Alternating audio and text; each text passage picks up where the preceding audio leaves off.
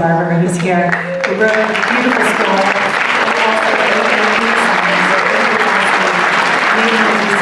Incredible, and I just want to say that. But we have with us here today Mindy Kaling.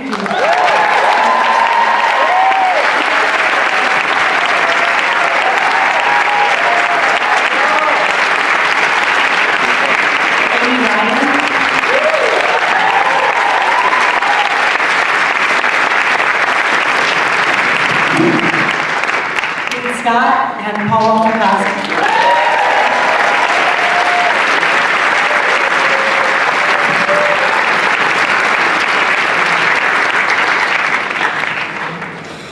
And our producers, Howard Klein, Jillian Applebaum, and Ganatra.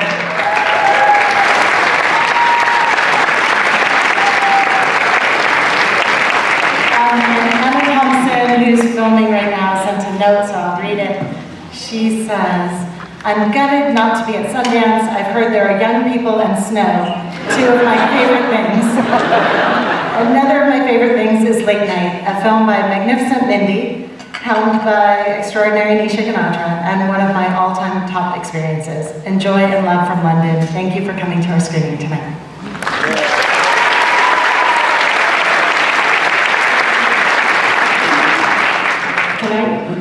Nisha and team, can I get you all to stand up here into the light so we can see you?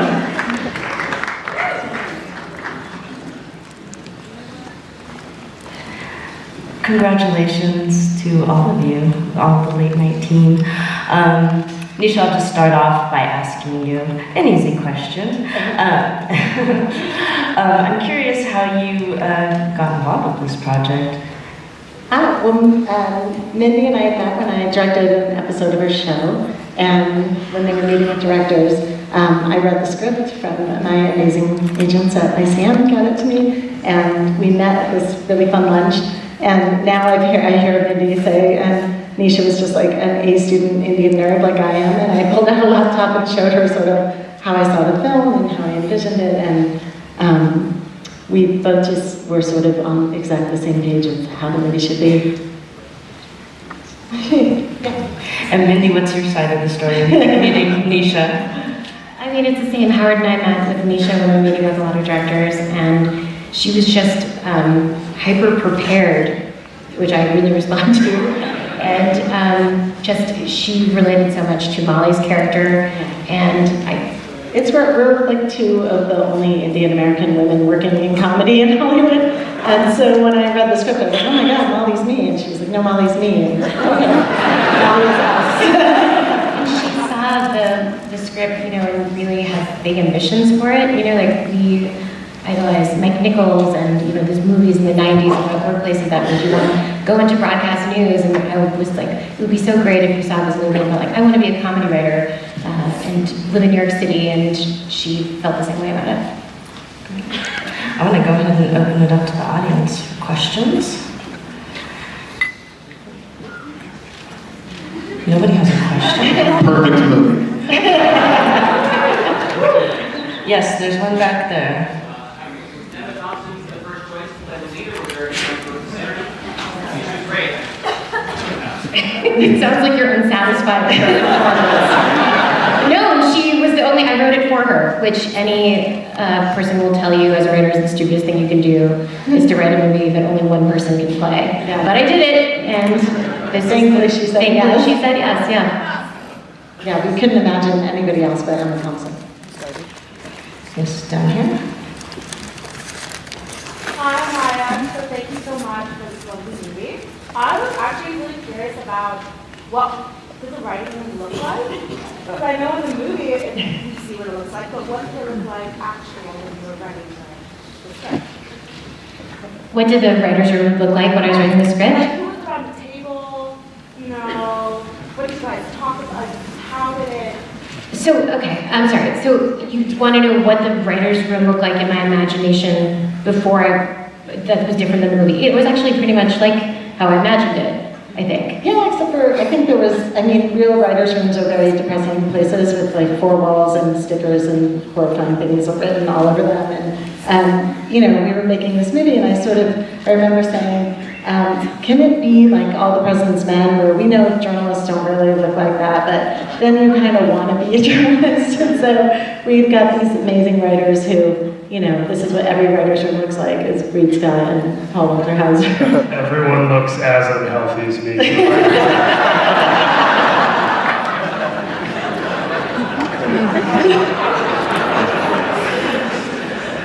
Yes, right here.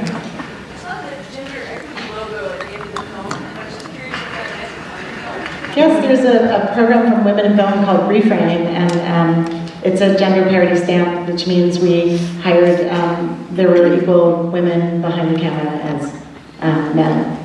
Or women.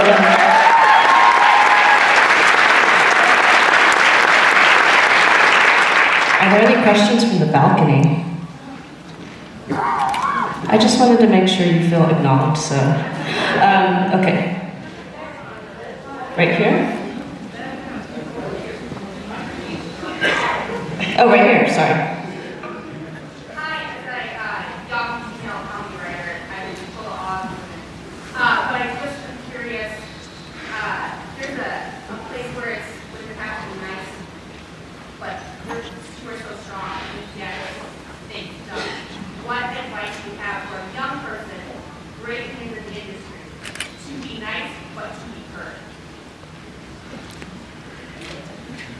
It's a great question. I mean, the question is your advice to young people, how to be nice but also to be heard. I mean, I find that the best way to be heard is actually through writing, to do the work. I mean, one of the lessons I think my character learns in this is that, you know, when wonderful Max Gazella says, you're a writer, so write. And I felt that I've had to prove myself through the work, instead of my opinions about the work or opinions about the workplace. And even though those things are valid, nobody wants to hear them from you when you're first starting out. And you kind of have to earn that right by showing that you can do the work. That's my advice. It's not easy advice, but I think that's the advice that's worked for me. It is just, you just have to work so hard, constantly. And it's one thing I really respect and admire about Mindy, is she works incredibly hard. And when you meet these women in comedy, when I was lucky enough to break in and finally work with them, I was really blown away by how hard they work constantly, every single day. And this movie, we always said, is an ode to hard work and how far it can take you. So I guess that's our message, just keep working really hard.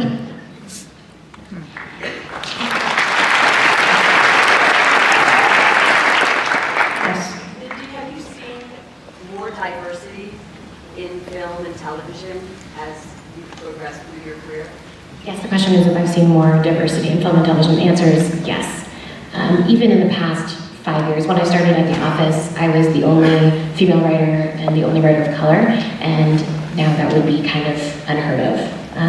Partially because I think employers like me and other showrunners are realizing that that is, you could be sued for that. Fear of shame is the thing that leads the way. A lot of times in Hollywood, and it's worked, because now I hardly see a writer's room that does not have at least 40% women and a lot of diverse faces. Yeah! Mindy was telling a story earlier about Tina Fey and how she said women in writers' rooms used to be seen as like cappuccino machines, where it was like, we already have one, why would we need another one? And now it's sort of like not that thing where, oh, we only need one. We have 7 cappuccino machines. Yes. There's a question down here. Hi, the question is to all of you. Do you remember a significant moment in your career, like a pivotal point where you started to realize that all that you dreamed was on the horizon, like just about to happen, like a moment that happened? Right now.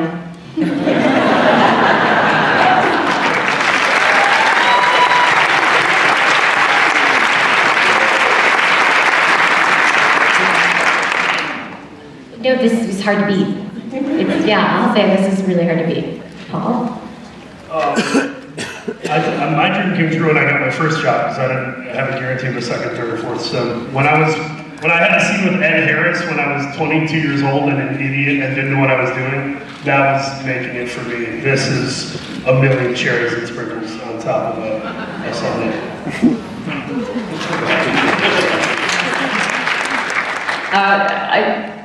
I don't know.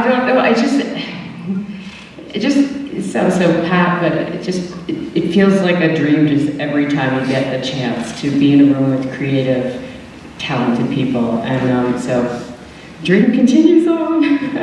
So it's true.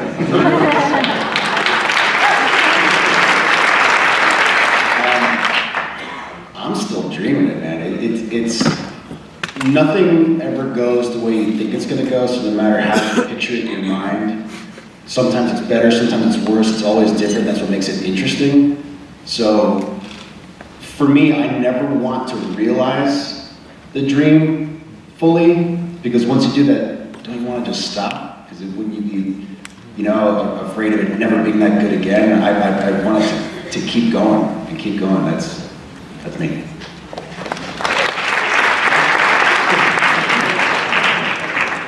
There's a question over here.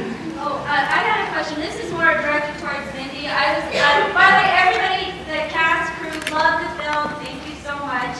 My question was more as a writer, just how do you discipline yourself, or what's your process to do as much writing as you do, and to have it be such a high quality where it's funny, it's poignant, it accomplishes everything I think that you probably set out to do.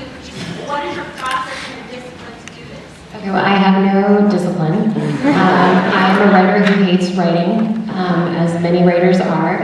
And I have a child, so there's that worry that I can't provide for her, which makes me want to write. And deadlines, it's nothing romantic, like the joie de vivre of writing. It's never that.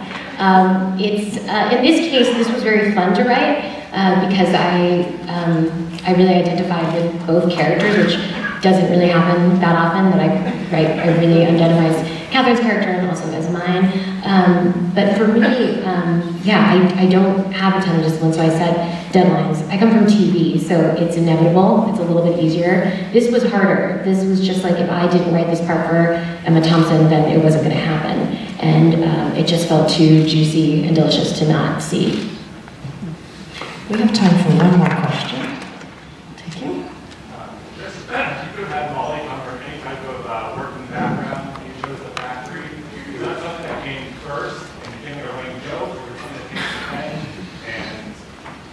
to the The chemical plant came from, contrary to popular belief that all Indian people are lawyers and doctors, I actually have people in my family who worked at chemical plants, and it just felt really, it felt like cinematic, extremely different than a Hollywood job, and I don't know, it just felt like a real affection for it. It was also a really nice way of showing just how far away from this world her character is, and just being, our parents sort of came over from India and Africa and had no entree into this industry, and it's kind of a miracle that we're standing here.